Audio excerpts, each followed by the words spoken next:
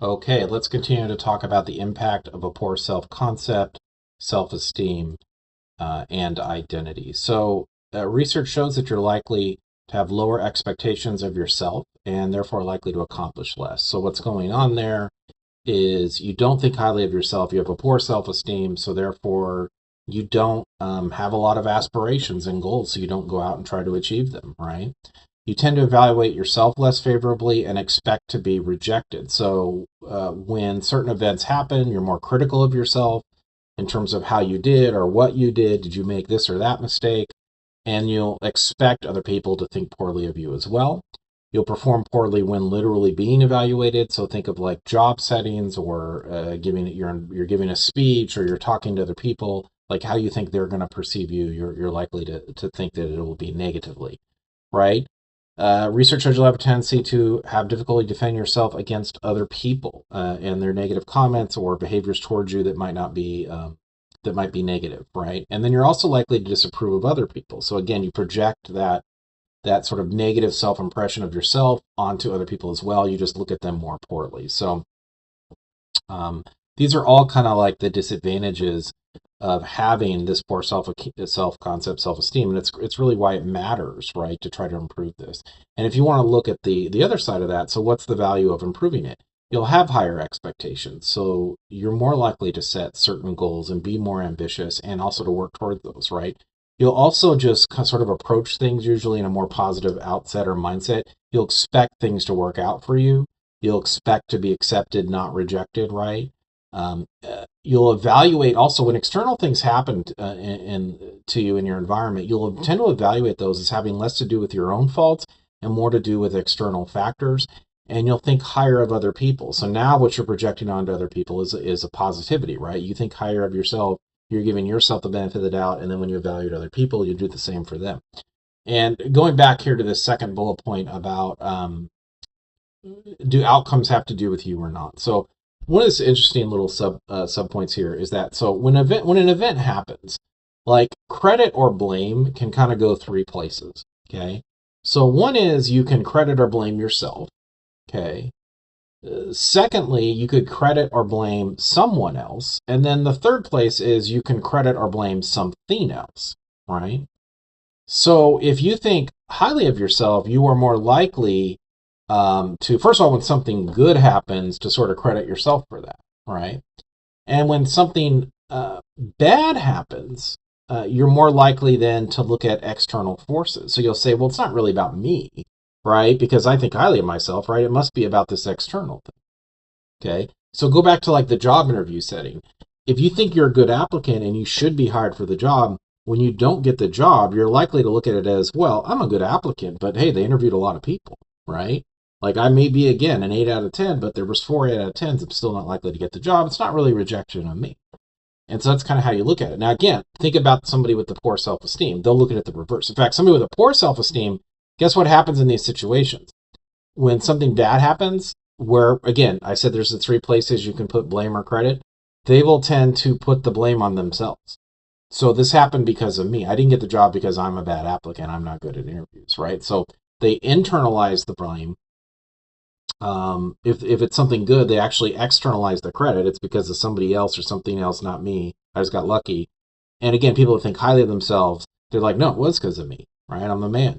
So it really just changes, again, your perspective on things. So that's kind of why you want to have a positive outlook. And now we're going to kind of talk a little bit about some tactics to have that positive outlook. Because again, as I mentioned at the very beginning of this video, it really just affects how you carry yourself, right? Like, I mean, I have this image here of these two sort of perspectives, like when you approach somebody, like when you're confident versus the person who's like hitting on somebody or asking them out and you don't feel good, right? It's really changing your outlook, which then how you carry yourself, which then, of course, can kind of be this like self-fulfilling prophecy because it affects how other people view you, right? Like if you think of these images here, I mean, we've all experienced this. When somebody approaches somebody that they're interested in, can you tell the difference when they're confident, right? When somebody is really confident themselves versus somebody that's not, you can tell the difference, right? I think most of us can. And so that is their internal beliefs, right, about their self-concept, self-esteem, like projecting out. So we're going to talk about, so this kind of, look, we know this from like the dating example that this matters, So let's talk about some sort of everyday strategies that you can use, okay? So how to improve your internal mindset. So we're just going to, obviously there's lots of ways to do this, but we're going to talk about a couple of them. So in terms of improving your internal dialogue, first of all, it starts with this notion of positive affirmations, okay? So here's the deal about positive affirmations. There is some like logic behind how this can work, but it's not as simple as, well, I think it, so therefore it's true, right? Therefore I am. Okay, people like to act that way, and all they're really doing is they're simplifying it and they're taking out the hard part. Okay, which is that you got to do something. Okay, it's not like if you just, if you wake up in the morning and you're like, I'm attractive and I have lots of money, it doesn't instantly like put money in your bank account because you thought it into existence, right? But saying that that's not true doesn't mean that it's not true that mindset matters. And it doesn't mean it's not true that your thoughts can lead to specific outcomes. They can, but there has to be an action step in between. So let's talk about how to make the thoughts lead to outcomes. Okay, like how can it really work? First of all, it depends on the nature of the thoughts, and then it depends on taking the action step. So here's how it really can work for you. So first of all, what is a positive affirmation in terms of those that are effective? A positive affirmation that's actually effective is it's something that can work. When I say effective, it's something positive about yourself that you believe is based on some truth. Okay, so it has to be based on something that you think is plausible. It doesn't have to be true now, it doesn't have to be real, but you think it could be real.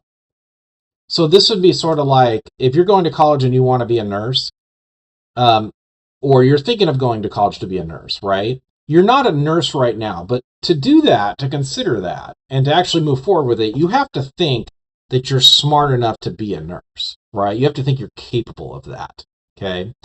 So it's kind of like that. So it's got to be something that's about yourself that's possibly true, right? Now, how can that actually work, okay? Well, here's how it works. And what you're doing is you're kind of like hacking, okay? You're taking advantage of basically a hack in terms of like how human beings think of things, right? How they sort of view things, okay? So here's what you're basically hacking. Human beings, and you're just leveraging it to your advantage. So human beings like to think that the world is rational and logical. So in other words, things happen for a reason, okay? So an example of this would be like, in fact, an example of this would be like, if you think about it, no matter what your intellectual background is, everybody is telling you that things happen for a reason, right? And quite frankly, it does not matter what your background is. You could be Neil deGrasse Tyson, astrophysicist, and you can be the Pope. It doesn't matter. Everybody's telling you things happen for a reason, right? Neil deGrasse Tyson is telling you that you can understand the world and life through astrophysics and the universe, right? And through science, right? And your biologist is telling you one thing, and you go to your sociology class and they're telling you like, we can understand the world through sociology. And you go to your psychology class and they're saying, you can understand the world, or at least this aspect of the world, through psychology. And the Pope is telling you, or you name the religion, that you can understand the world through theology. Like, we have the answer, we have the blueprint. It's right here. Okay, it's right here for you. And in fact, there's a phrase that you might have heard, which is that everybody goes to church. And what that phrase means is, I don't care if you're Neil deGrasse Tyson or the Pope, like whoever you're going to seek answers, they're all doing the same thing. They're not that different, because they're all telling you like, here's the answers. We've got the playbook. You can understand the world and the universe. It's right here. You just got to understand the playbook, right? Things happen for a reason. It's not just like random chaos, right?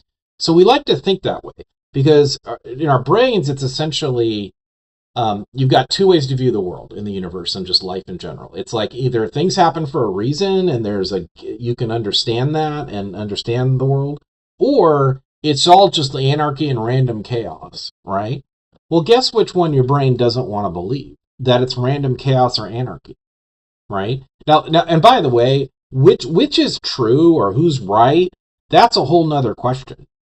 That's not what we're talking about. What we're talking about is what do we want to believe? And you can leverage that. You can hack it. There's value in that, whether it's true or not. Okay. So who's right or not's another question. It's not what I'm talking about. What I'm talking about is the mindset. So everybody's telling you can understand the world, right? That we have the blueprint. Okay, they just have different blueprints they're working off of.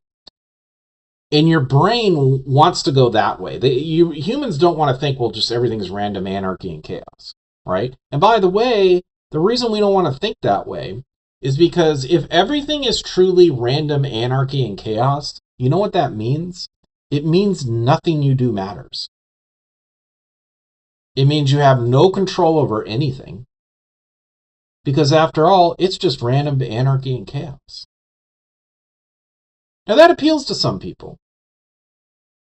I think you can make the argument that, maybe it appeals to them because it means there is no accountability. They can just do whatever they want, right? So it's kind of like a cop-out to do what you want, not care, right? Although I don't think those people necessarily think it through, because if this notion of like random chaos and anarchy and nothing matters, that appeals to you, keep in mind though, if you're truly going to be true to that principle, what that also means is that, okay, on one hand, you can't be criticized and you can kind of do what you want because after all, nothing matters. But you know what it also means? It means that you should not get any credit for any of the good you do either. Because after all, nothing matters, right? If it's all random anarchy and chaos, that also means that you should not be given credit for any good that you do because it's all random chaos, right? Who knows? So your brain doesn't want to think that because it means there's just no point to anything, right? Your brain, if things happen for a reason, no matter who's right as to how we understand the world, then it means you have some control, right? It means there is a game plan, you can figure it out and be successful, right? It means you can understand life. And so your brain wants to think that things happen for a reason. So we know that, whether it's true or not, our brain likes to think that, whether it's true or not, and who's right or not. And here's how you can hack that. If that is true, then you know what it also means? It means any question that you sincerely ask yourself, like in other words, you're really serious about it, you really think about it. In other words, and it's a positive affirmation, meaning you think it's based on some truth, your brain has to give you an answer. It can't just say maybe. It can't just say like, I don't know, we'll see. Right? It's not like the Magic 8 Ball. I don't know if you ever remember those or have seen those where you shake the Magic 8 Ball and like, Magic 8 Ball, should I, and then you just name the question and it says the spirits say maybe, right? Like your brain's not going to do that because that's suggesting everything's chaos and nothing you do matters, right? Your brain's going to give you an answer. So what it basically means is any positive affirmation, anything that you think is plausibly true, could happen, that you're capable of, that you ask yourself sincerely and spend real time thinking about it, your brain will tell you how to do it. Right? And it'll be based on everything. It'll be based on your situation, your opportunities, your limitations, your morality. Like if you want money and you're cool with robbing a bank, maybe your brain tells you how to rob a bank, right? But it's going to give you an answer because it has to. Because it can't say maybe, because that's not the world our brain wants to live in. So how do you hack it? You got to ask yourself questions that are based on some reality. So they're positive affirmations based on reality, and you got to like sincerely like think about it, right? So again, it's got to be based on some reality. I can't just it can't be just like pie in the sky. I can't just get up and tell myself I can't just say, Brian, how by this time next month can you be dating Scarlett Johansson? Now, unfortunately, many of you are probably out there laughing. My brain knows that that's not going to happen. I think she might be married. That's probably negative, right? Smoker. I could overlook both of those, right? She's a lovely woman. Look, my brain knows that that is just not real, right? That's a unicorn. That's not happening. So any positive affirmation, and I can think about that every day for 5 hours, and it ain't coming up with an answer because it knows that that's not happening, right? The train's left the station on that one. But if everybody in this class, and if I just sat down and thought, okay, how by 3 years from today, I'm going to open a bank account tomorrow, a savings account. How in 3 years can I have $1 million in that account? That is not dating Scarlett Johansson. Plenty of people have done that. And you could do that. If you really spent 2 hours a day, how do I do this? How do I do this? Your brain would have to give you an answer because it can't just say maybe, right? It has to come up with something, so it will, right? So what happens? People just don't do it. Like they set a New Year's resolution, they think about it for 5 minutes before midnight, and they don't really think about it after that, right? In terms of like how to execute a plan, right? So one is you got to like put in the effort to think about the plan. It's got to be based on some reality, right? It can't be pie in the sky. And then you got to execute it. Now here's another little problem as to why the positive affirmation doesn't work. And execute it, by the way, is taking action. So it's got to be based on some reality. It can't be totally pie in the sky, but it can still be extremely aspirational. Like I said, the $1 million thing is not pie in the sky. But so it's based on some reality. But here's the little second problem. Is the positive affirmation, the key word there is positive. What I mean by positive is it has a beneficial outcome. So here's another problem. So you have to focus on what's productive and what you can actually control. So the affirmation has to be related to something that's beneficial to you, aka productive, and that you can actually control. So here's the second problem. People will ask themselves questions and they'll get answers that is their brain working perfectly healthy and in fact demonstrating what I'm talking about it has to give you away.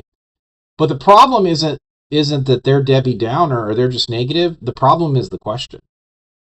In fact, there's a phrase in psychology, the quality of your life comes down to the quality of questions you ask. So go back to like earlier in this video series, I gave you the example of dieters, right? If somebody wants to lose weight and they say, well, why am I so fat? Why am I heavy? Why am I overweight? What are answers to that question? I like junk food. I don't have time to exercise. It's too expensive to eat healthy, right? Guess what? You're not a Debbie Downer. Your brain's working perfectly, and it's illustrating what I just said. You liking junk food is an answer as to why you are overweight, why that person is overweight, right? That's an answer to the question. Your brain answered it, right? If you feel you don't have time to work out, that's a potential answer to the question, right? If you feel it's too expensive, that could be an answer. Maybe it is too expensive, right? So the problem, your brain's working. It gave you an answer. It didn't say maybe. It didn't say pie in the sky. It didn't say I don't know. It gave you the answer. And the answers could be true. The problem's the question, right? Instead of saying, because those answers don't help you. Saying I break for pizza does not help you lose weight. It's useless, right? Like, the problem is the question, right? If instead that person had said, how can I lose weight? Or an even better question is, how can I lose weight and enjoy it, right? Like it can be sustainable, not feel like I'm on a diet. Then your brain can't say, I don't have time to work out or it's too expensive, right? How can I lose weight with my financial constraints? Then your brain has to figure out the cheaper ways to eat healthy, right? So the problem is the questions aren't productive. And I mentioned in an earlier video this notion about a lot of times when we're drowning, we spend all our time describing the water. That ain't healthy, right? At some point, when you say, why am I so overweight? And you're talking about liking pizza and it's too expensive to eat healthy, you're describing the water. That's not going to help you swim or survive or get out of the water, right? Like at some point, you've got to move on to solutions. And again, as I mentioned in that video, look, there's a value sometimes in analyzing what went wrong and feeling the pain of a situation so you don't end up there again. But at some time, you got to move forward to solutions. And that's kind of what this is talking about. So if you want positive affirmations to work, they got to be based on some reality. But again, think big. You can do a lot of things. But they've also got to be focused on finding answers that like help you solve the solution or get where you want to be, not just answers that aren't helping you do anything, right? So keep that in mind. Okay, the third thing is you actually have to take action, right? That everybody likes to leave out because that's the hard part. You got to do something. You can't just think and act into existence. And an acronym that I like to use for this is something called Think, Act, Get, right? So how you think determines how you act, which determines what you get. So this is how self-fulfilling prophecies can actually work, okay? So first of all, this is basically a situation where when someone's expectations and behavior make an event more likely to occur. Well, it's pretty like objective and logical that this would happen, right? So it involves these three stages, but you got to act, right? So the first one is you have an expectation for yourself and for other people. So maybe you have a high self-esteem, right? And so therefore you act. So again, I think I'm a good applicant. I think I'm good in interviews. They should want to hire me. So you have that expectation for yourself in that interview and for how they should perceive you in that interview. You go to the interview and you're a rock star, right? You're really great in the interview because you're so confident. So you behave in a certain way. You're exhibiting nonverbals that show you're confident. You're exhibiting verbals that show you're confident. You're answering the questions very confidently and authoritatively, right? So then you behaved a certain way. So then you get hired, which when that expectation of like, yeah, they should have hired me, and then they do hire you, guess what it does? It reinforces that original expectation of, see, I'm a rock star because look at that, right? Um, so how you think determines how you act, determines what you get. So this is how thoughts can lead to tangible things in reality. But again, what everybody just likes to leave out, it's not that you think it into existence. It's that, first of all, the thought has to be based on some sort of possible realistic expectation. You have to really think about a strong like game plan of not just your mindset, your plan about it, and your intentions, but also of how you're going to act. And then you actually and you have to act, right? You got to do something. And also, when you're thinking about how to solve a problem, it needs to be a positive affirmation. In other words, you need to be asking questions that have answers that are helpful to you, not answers that just describe how screwed up things are, right? That just describe the problem and not solutions, right? And so if you do those things, this stuff can work for you, right? You just have to do them. Another thing I like to bring up is that there's always three decisions you're making in like any situation you're in. And that is, what are you focusing on? Okay, you always have control of these three things, is my point. It's what are you focusing on? What does it mean? And what are you going to do about it? What is your reaction going to be, right? So what are you focusing on is basically, are you focusing again, are you describing the water, or are you focusing on how to build a life raft, how to get off the island, right? What does it mean? So this is basically like, is this event, are you focusing on it in a negative way or a positive way, right? And then what are you going to do about it is, what is my reaction? You have some control over that, right? Are you going to react in a way that's like negative and like destructive to your life or to you or to the people you care about? Or are you going to react in a way that is beneficial, right? That's constructive. So you have control of those things, right? So a good example of this, like, what are you focusing on? What does it mean? It's sort of like, let's take a job loss. A job loss is one of the most significant events that can happen to somebody in terms of really just creating anxiety and potentially depression and all these sorts of things, right? So somebody experienced a job loss, right? And there's a reason it can have a lot of negative implications. You've got issues, obviously there's the financial implications of it, but there's also social implications, like if you were really good friends with the people you worked with and now you're just no longer around them as much anymore, that can obviously affect people. There's identity implications. So speaking of culture and communication, right? In American culture, we tend to associate our job and our identity closely together. So again, research Americans, one of the first questions you tend to people in any culture, people ask people is, what do you do for a living? And Americans will say, well, I am a. And in other cultures, people say, well, I work as. So when you say I am a, you are associating who you are as a person, your self-concept, your self-esteem, and the identity you project as being part of like what you do is that thing, right? So, so you experience a job loss, it can affect identity, it affects money, right? It affects your social life, like all these things, right? Okay. So when somebody loses a job, what are you focusing on? So what's not constructive, what's not going to help you is if you're sitting here focusing on all the negative parts of it, like the financial implications or the social stuff and all that sort of stuff. If you're focusing on all of these negative things, now again, sometimes you just need to feel that. But at some point, you've got to ask yourself, okay, so how can I move forward in the best way? Okay. And in fact, I like to say, like, I believe that in life, like almost every situation has leverage. What I mean by leverage is something good you can take from it, like something valuable, right? So let's take the job loss situation. What's the leverage? What's the good that you can focus on? And in other words, what's the good meaning you can take on from this that you have a choice in, right?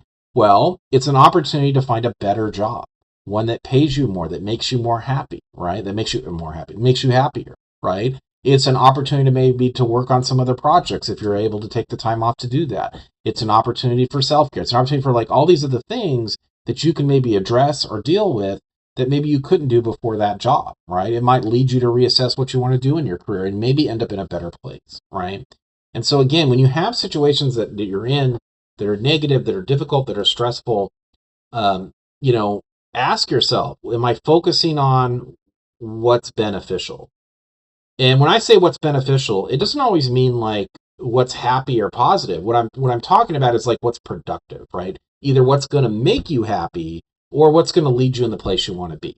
Because beyond the value in feeling the pain of something, or sometimes you just have to feel the hurt in a situation, beyond that, the only way to get where you want to go or to be happy or in a better place is eventually got to focus on the things that are going to lead you there, right? You got to focus on the meaning that's going to lead you there, and you have to take the actions that are going to lead you there, right? So keep in mind, you can always control these three decisions. Okay, so let's talk a little bit about identity management. So identity management is basically, our next topic here is really kind of just dealing with um, using communication to influence how others view you. So remember, identity is what we project out to other people. This is how I want you to see me, right? Self-concept's how I see is what I think is true about me. Self-esteem is how I think those are good or bad. The identity is what I want you to see, right? So obviously we use communication to do this. An example would be is if your instructor goes to class and they're always wearing a suit or they're always dressed really nicely, they're using nonverbals to set a tone of professionalism. Or in my field, an attorney who's always wearing a suit when they meet with clients, they're trying to use their nonverbals to show professionalism, right? And that I value your time and I take this situation very seriously. Or always being on time and not being late, right? That would be or not interrupting somebody. You're having an interpersonal conversation, not interrupting them, looking people in the eye when you talk to them, right? Those are nonverbal ways to either show respect, appreciation for the moment, the situation, or the person. That we're using communication to view how other people view us, or if the way you talk to other people, if you're trying to express an aspect of identity that way, or things like that. So we use identity in all these different ways. I think the most obviously modern way that we use communication, I should say, in all these different ways to manage our identity. I think the most modern way that you're going to see that right now is obviously with social media, in which people use it a lot of times to just manage how other people perceive them, right?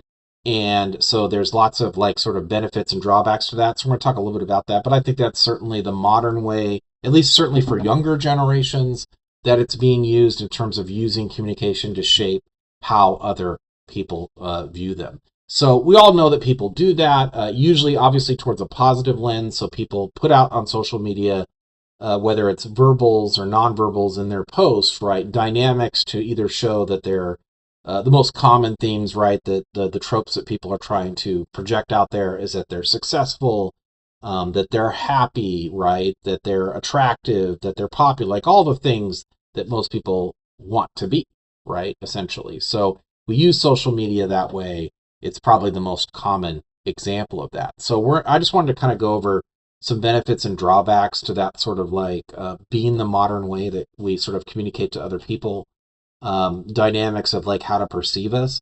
And so obviously benefits to social media, and I think certainly the internet at large, is that increased access to information and exposure to different perspectives, right, that we would not get before the internet age and the rise of social media. And certainly that has improved from a cultural standpoint. It's led to our exposure, embrace, acceptance of a lot of different cultures, right? That we would not have been exposed to, or might not embrace, or be accepting of if we didn't get access to them through the internet. There's a dynamic of sustainability of relationships using social media to cultivate an identity. Because through whether it's time and distance, people before the age of the internet would just drift apart, and now you can stay connected with people, right, a whole lot easier through social media, right? Social support. So if you are a member of a certain group, it can just provide support for that group, right? You find other like-minded people and individuals, and that can be really beneficial to not feel like you're alone, particularly if you're in a marginalized group. And when I say marginalized group, what I mean is a group that's not valued or a group that's heavily criticized, right? It can give you a sense of community and belonging, which again is a basic human need. So it helps you that way. And then content control. So you have this ability, right, to really shape only the image you want on social media, right? So a lot of content control. So that's kind of the other advantage. So what are some drawbacks? So distorted self-concept and self-esteem. So I'll come back to that in a second. Depression, isolation, disinhibition can encourage superficial relationships and relational deterioration and creates a permanent record.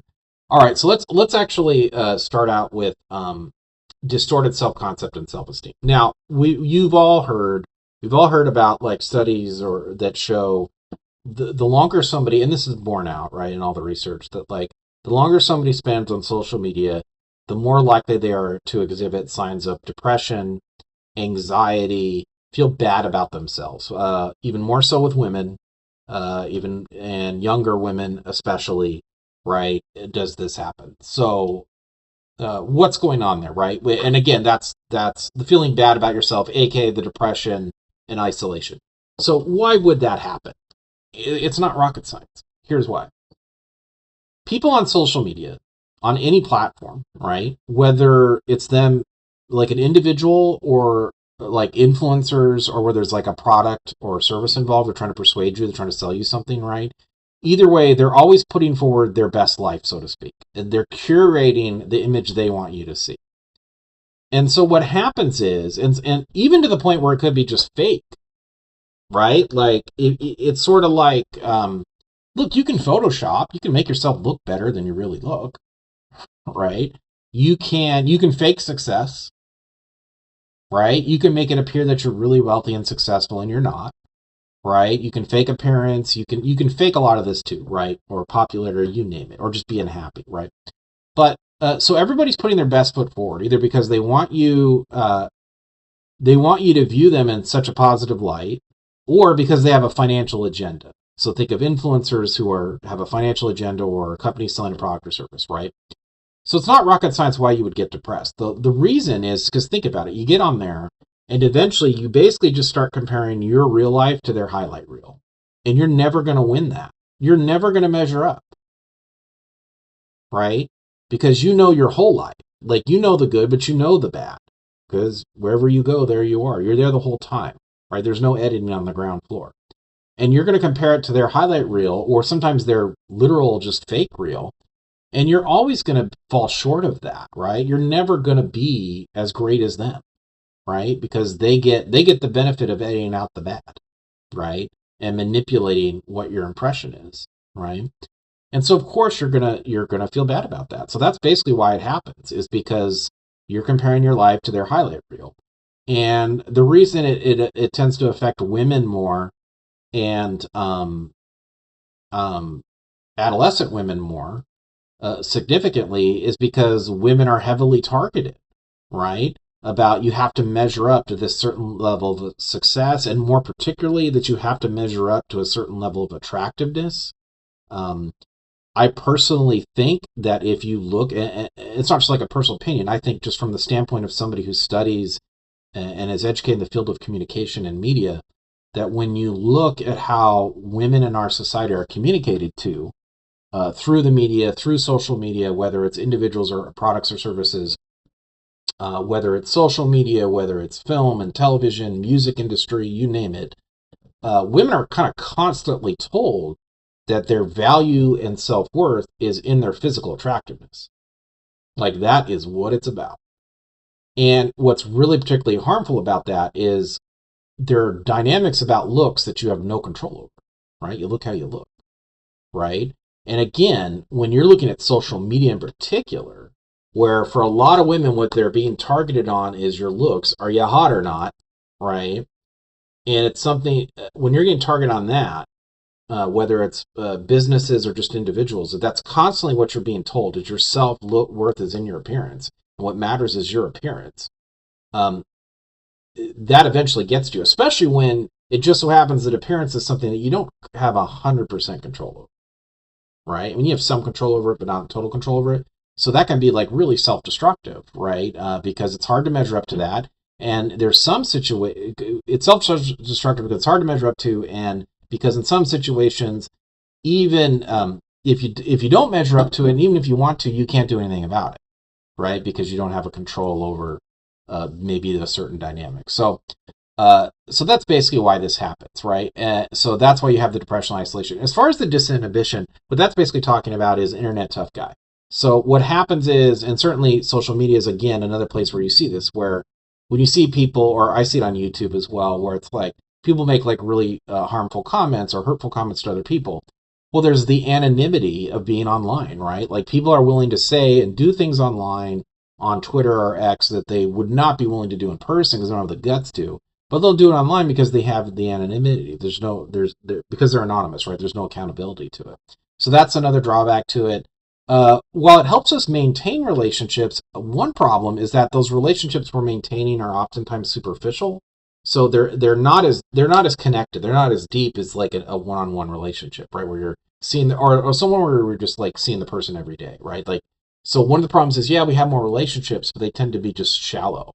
And the relationships we have that maybe at one time were really personal sometimes deteriorate because we're only communicating and talking through text or through social media, right?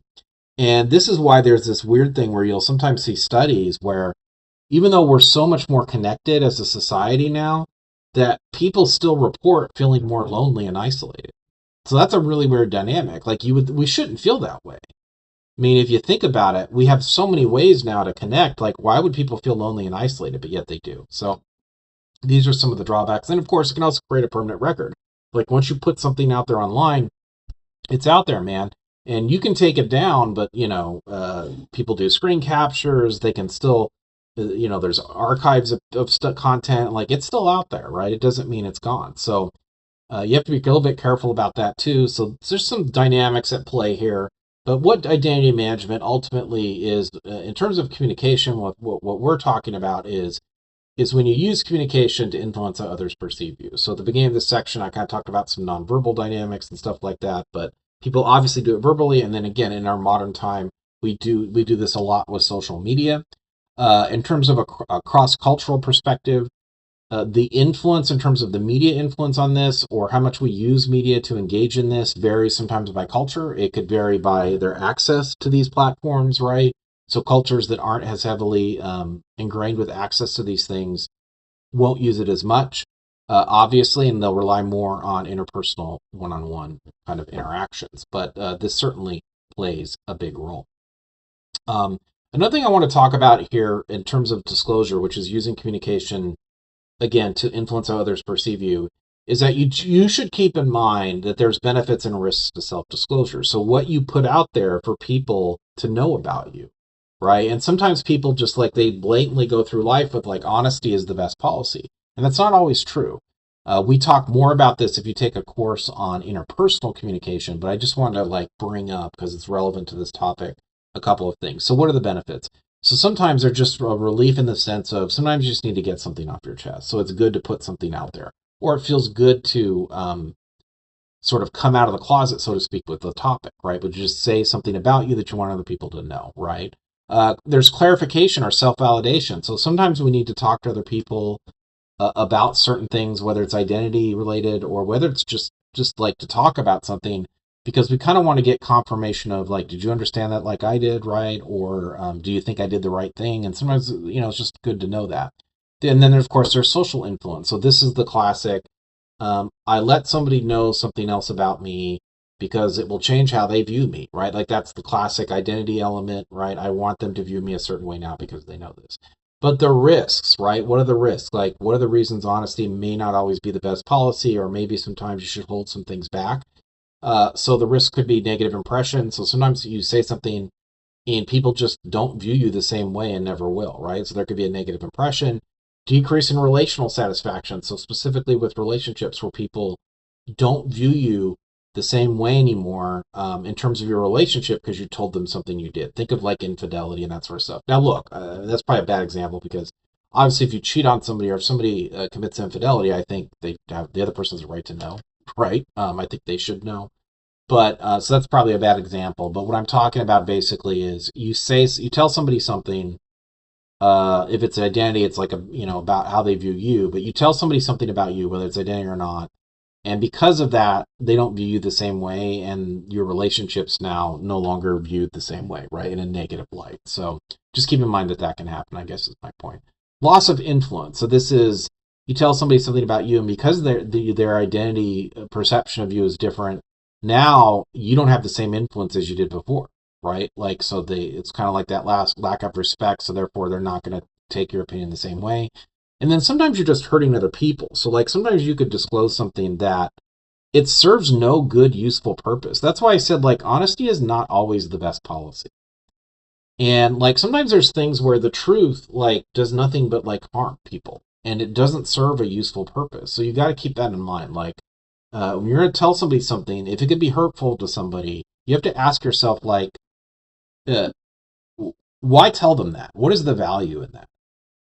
Right? And in fact, I see that sometimes on social media where people will post something that's very hurtful to a person or a group, and it's like, what is the value? What is the good of you posting that hurtful content?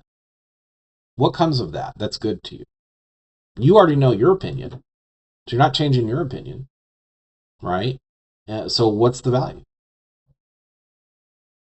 I mean, if is it other people's opinions? Because if I ask most people, if I say like, "Do you care what other people think?" they're going to say no. So I thought you don't care what other people think.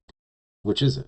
Right? Like, so what's the value? All you're doing is hurting people. So you see this where social media, again, I've taught interpersonal communication classes. You see this in relationships too, where people just say things that is hurtful to the other person in the relationship or other people that they know, like friendship groups or things like that, that they really just they didn't have to say that, right? It didn't serve any useful purpose. So sometimes you got to be careful. Don't just say things that could do nothing but hurt people. So those are some of the benefits and risks of self-disclosure. So in the next video, we will start talking about perception, and I will see you there.